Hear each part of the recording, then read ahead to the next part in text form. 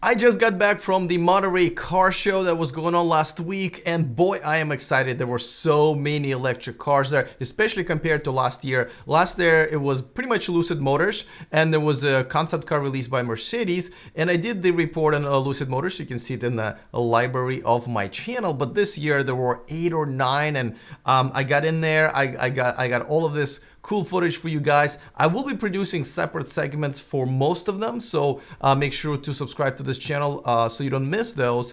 But today there were no major news, so I just wanted to dedicate this video to show you guys some footage and tell you what I have seen, and we're gonna do it all coming up next.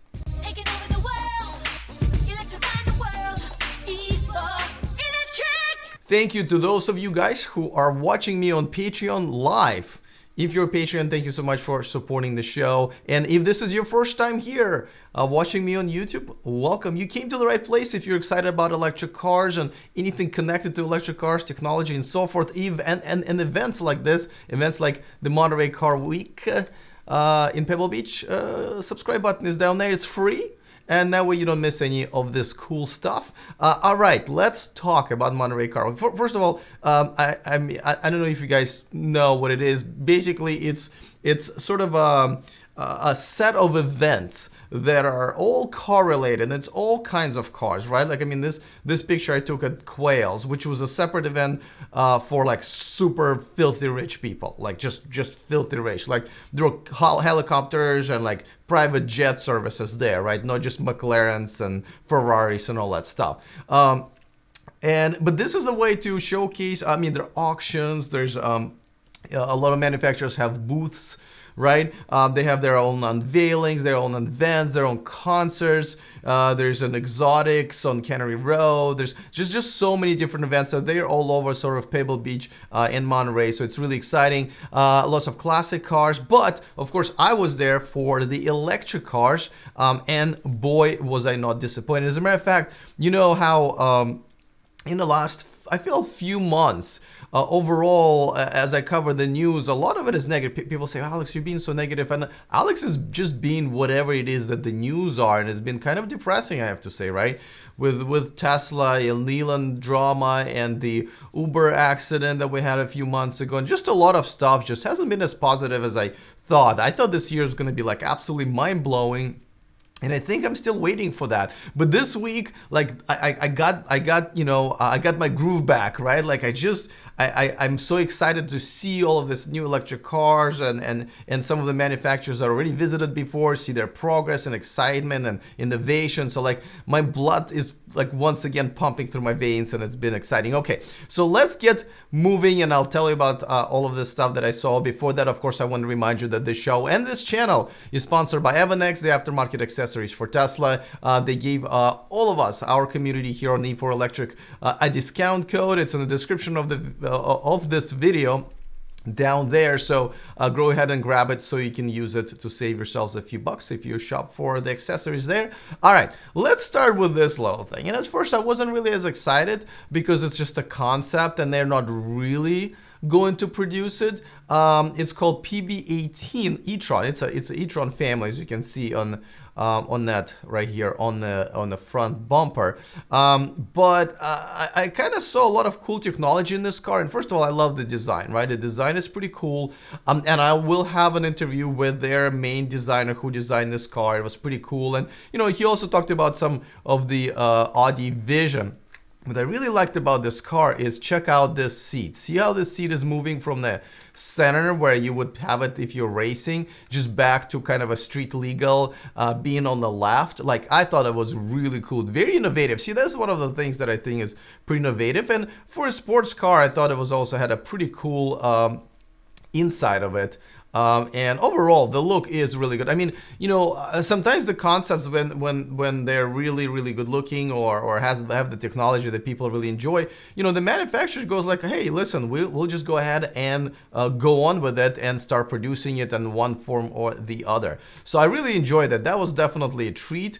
The next one, of course, I'm going to talk about is Rimac Concept 2. Now, I did see the Rimac Concept 1 driving around Pebble Beach, and I got the video of that, but but this car is at a $2 million hypercar. It's got a great range. It's got a lot of technology. This is kind of their second version.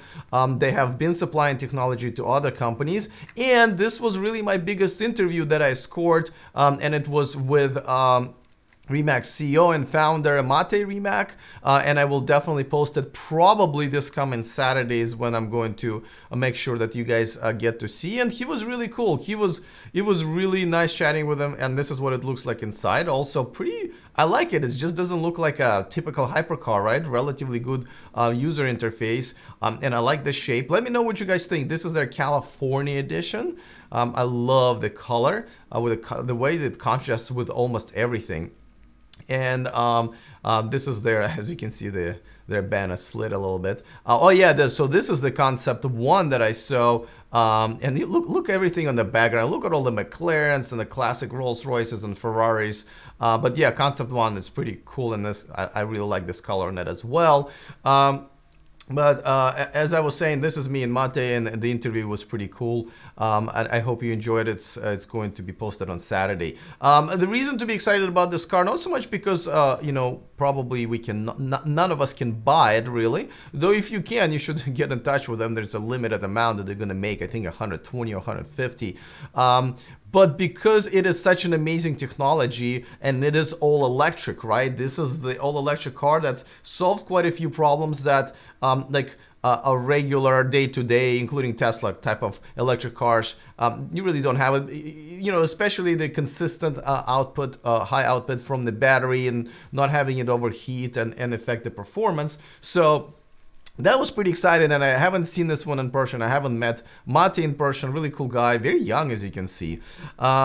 All right, next one is Byton, and I think I've made no secret about it that I kind of fall in love with this brand. I think if you take this, they just only came on the scene this January, and I covered their original unveiling of their SUV. As you can see, this is their the lidars that just kind of pop out of the car when it's in autonomous mode.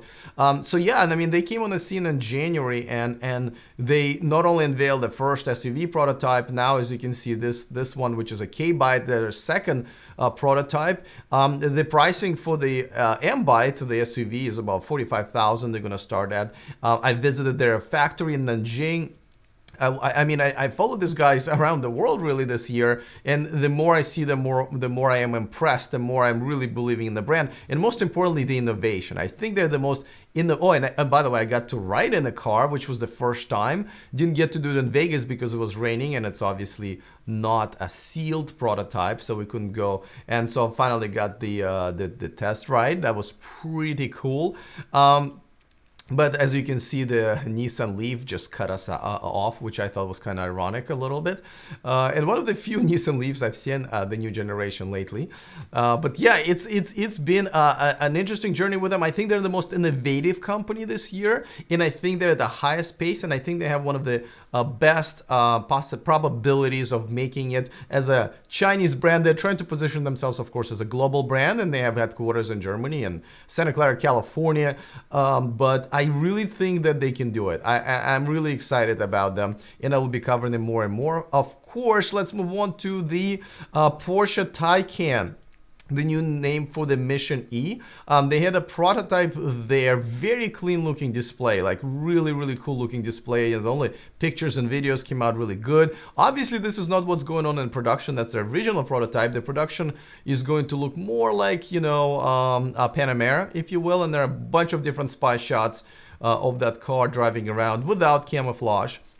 But this was pretty cool to see that they're pushing it. This was kind of a front and center at their main booth at Quails. This is like the super filthy rich people's event that they had it on. And Porsche actually had two booths there. So they were all over the place.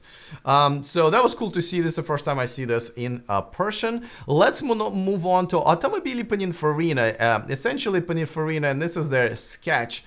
They have not really released pictures of their car. There will be one released tomorrow, very small one from the back, and I will release it to you guys. Of course, this is the sketch of the inside, which I think is pretty cool.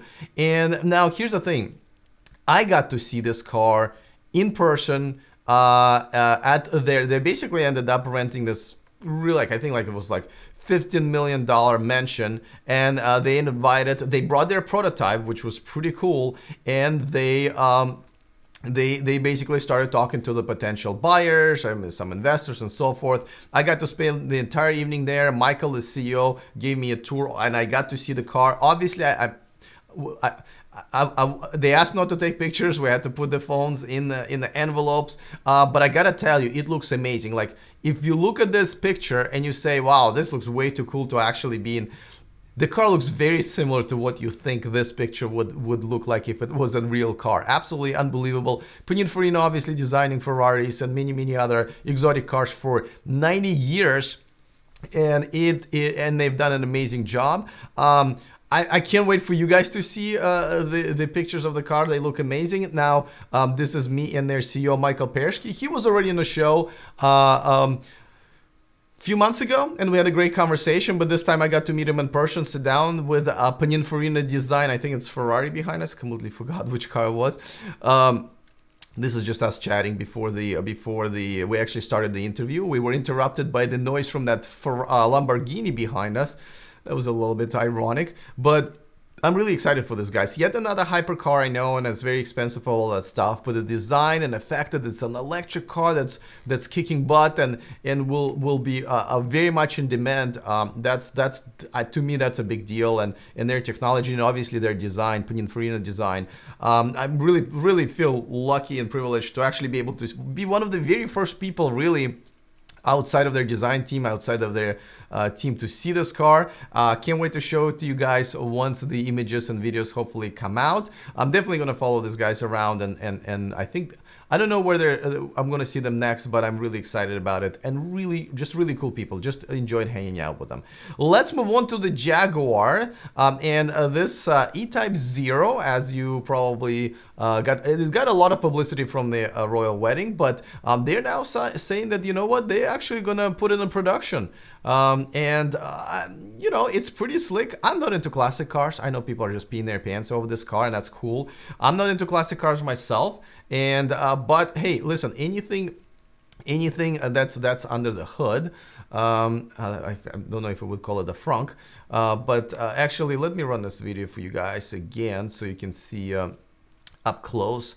Don't know what much to say about this car except for, you know, yet another, you know, I mean, obviously Jaguar has the technology to do this, and I know a lot of people are excited. I mean, how cool it would be for people who, you know, collect, you know, all these gas cars and to have this all electric car to appeal to them. I think it's pretty cool. I can't wait to see what the feedback is going to be. And by the way, I-Pace wasn't really there. I'm kind of surprised they did not bring an I-Pace there. I did see an I-Pace anyway, so here's a picture of it being unloaded from the truck. But this is, I believe, is for the concept car event that I ended up leaving before that event even started, because I was there for 3 days.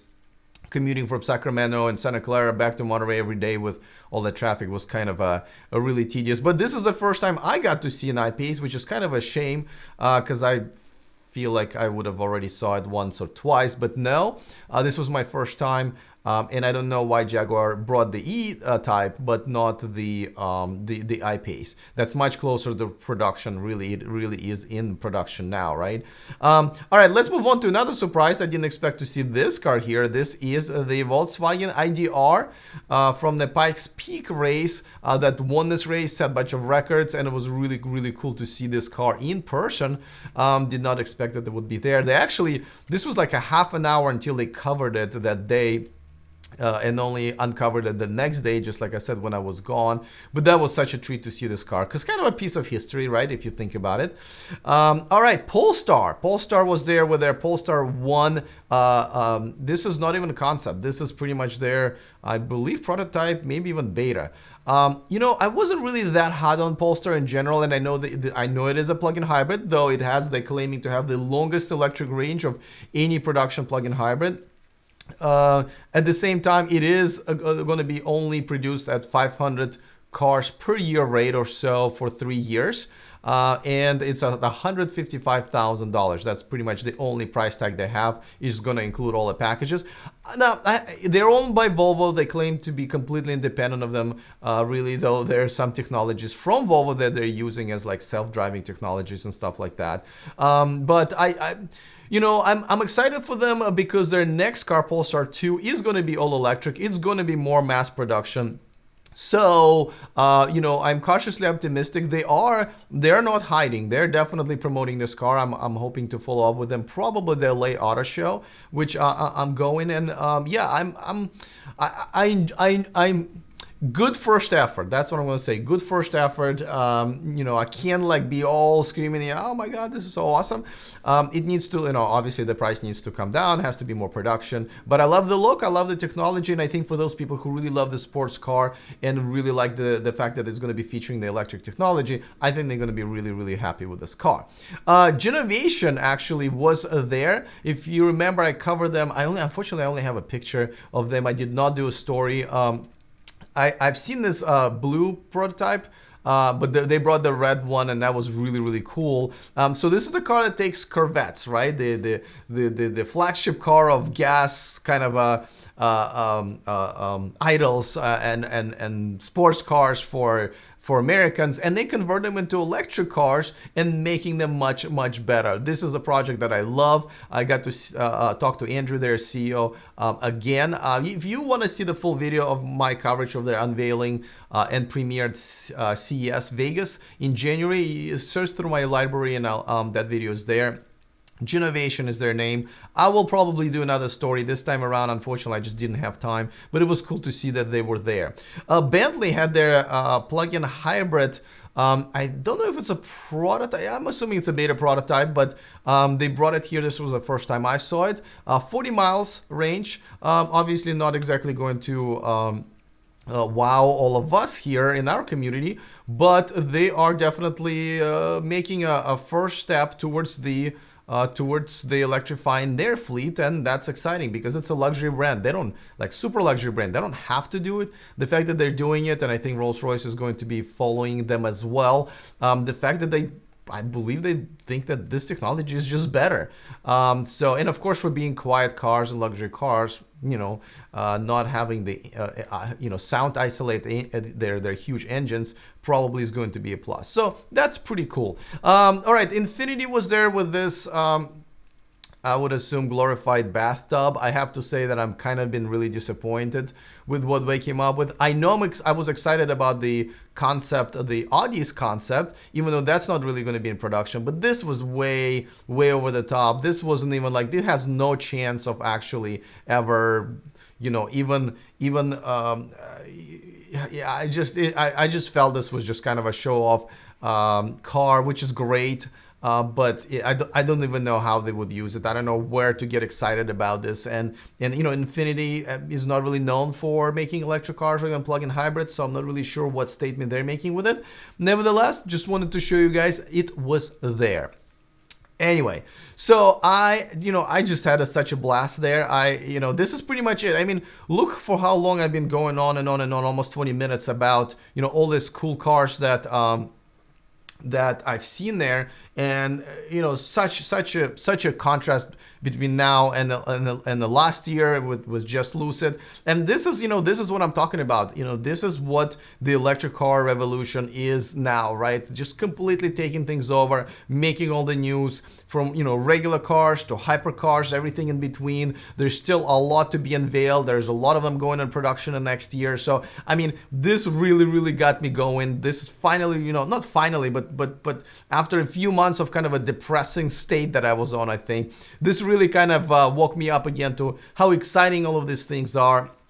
And again, I can't wait for, there will be LA Auto Show. I'm going to be moderating. I'm going to be at the TechCrunch Disrupt. If you're going to be there, stop by, say hi. I'll be moderating a panel for Byton. And in LA Auto Show, I'll be there, and I'm expecting almost the same type of a feeling.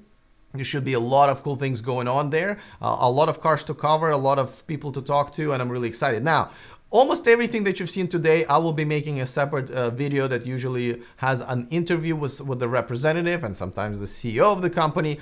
So please stay tuned. Make sure to subscribe. By the way, before I move on to the comment of the day, thank you to Chris Bates, who became a new Patreon. Thank you so much for supporting the show.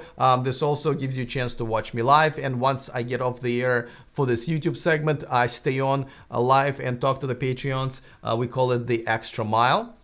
So Chris will be able to enjoy that. And if you want to become a Patreon, just go to patreon.com/E4Electric and pick your level, and you can. And by the way, now I also, if you own a business, I offer business packages if you want to promote your business on my show. Definitely you can do that. All right, let me move on to my favorite part of the show. This is the first time we're going to talk about Tesla because the question, the comment of the day really is about Elon Musk. And this one is, let's see. Let me bring it up. This one is from JustJC51. He or she says, perhaps the reason Elon Musk does not trust the directors and workers at Tesla is that so many has left to work for the competition. It is no secret that especially their autonomous car efforts has been hit hard by the fact that they very important people left the team.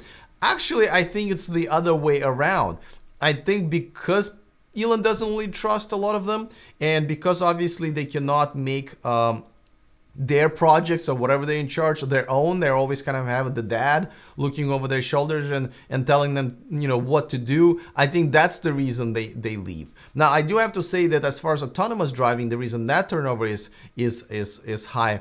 And this didn't start with just people leaving. This started with Mobileye, which now is part of Intel. Don't forget they've came up with a pretty advanced self-driving set of features for the Autopilot 1.0. I have it on my car. And Tesla only recently caught up with all of those features, like only a few months ago, with their 2.0, 2.5 version that was in-house created, right? So and the reason Mobileye, at least from the reports, dropped Tesla is because they believe they were being pushed way too hard and way too fast. And their concern was that they weren't able to make this software safe enough and bug-free enough for them to be comfortable. And as you can see, there were quite a few incidents that involved the autopilot and maybe an indication that it's not as complete as Tesla would have wanted to be, and maybe Mobileye was onto something. And obviously, there's people leaving and coming in and leaving and coming in. That I'm assuming is the same reason, is because they may not have enough time to produce good enough product by their standards, where Elon is pushing them really hard to deliver. And one thing, the door handles that are not designed well, which they're not, but another thing is something that can actually kill people, and I can see how people butting heads with Elon can make them leave. And that's what the turnover has been around. I mean, obviously he's a bit of a different guy this year, maybe even more so, even by his own admission, right? He admitted it was the toughest year of his career. And listen, I can see how working for this guy is tough, and how people can, have enough, especially with all the competition, obviously offer them probably very good titles, a lot of control over the projects, a lot of money. So it's easy to leave Elon because he makes it easy. So I think it's the other way around, and I hope he kind of has a epiphany and decides to maybe hire people or people that he already has, give him a little bit more responsibility, a little more trust, and delegate his responsibilities to them. Just like he's doing it with SpaceX. I think that one he's more comfortable with, and I wonder why. Is it the people? Is it the project? I don't know, but I think that's it's the other way around from what you're really suggesting here. Okay, so for those of you who are watching me live on Patreon, definitely we are going to go the extra mile segment. For those of you who are watching me on YouTube, don't forget to subscribe so you don't miss anything moving forward. I make videos every day. Other than that, see you next time, and remember to stay charged.